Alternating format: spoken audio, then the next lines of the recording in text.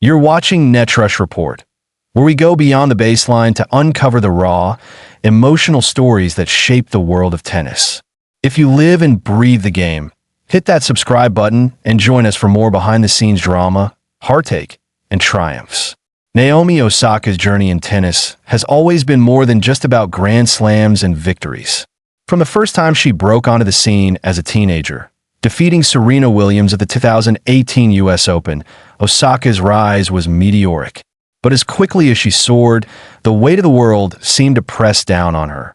Footage of Osaka warming up before the final. The Canadian Open, a prestigious event on the WTA calendar. For Naomi, this wasn't just any tournament. It was her first significant final since the birth of her daughter, Shai. It had been a long road to get back to this point. The mental and physical struggles post-pregnancy, combined with the expectations of a comeback, had already made this moment a huge milestone. But no one could have predicted what would unfold. Footage of highlights from the match against Mboko. As the match began, there was a glimmer of hope. Naomi Osaka had looked solid in the early stages, showing glimpses of her old self. She even held the lead for a short while. But as the game progressed, it became clear that Victoria Mboko wasn't just a rising star. She was a force to be reckoned with. At just 18 years old, Mboko played with the poise of a seasoned pro, countering Osaka's power with precision.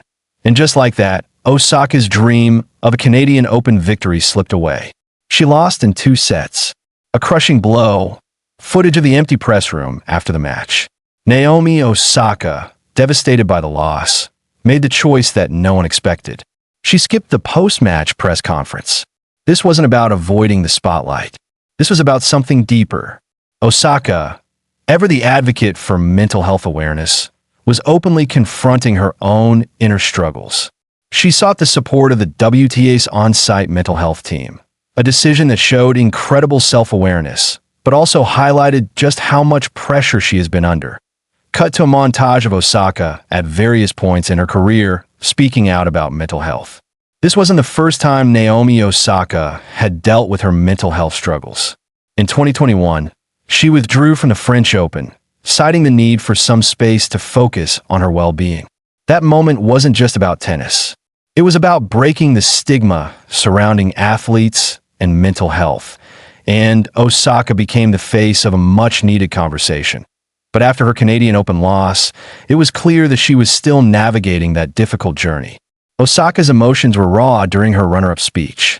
She didn't congratulate the winner, Mboko. She simply couldn't bring herself to. And who could blame her? Losing in the final is tough, but when your mental health is in turmoil, it's even harder. Footage of Osaka's earlier press conferences and match losses. Naomi has faced personal battles that extend far beyond the tennis court. From the heartbreaking exit at the French Open in 2021 to the emotional code violation she received at the US Open, Osaka's mental fortitude has been tested time and time again. Many thought she would never return to her full potential. But she did. Her victory at the 2021 Australian Open was proof of her resilience. It wasn't just about the title. It was about a woman reclaiming her mental health while conquering one of the toughest tennis tournaments in the world. She made history as the first Asian player to be ranked #1 in the WTA rankings, and in doing so, she became a symbol of strength for countless athletes struggling in silence. Footage of Naomi holding her daughter, Shai, and moment from her recent matches.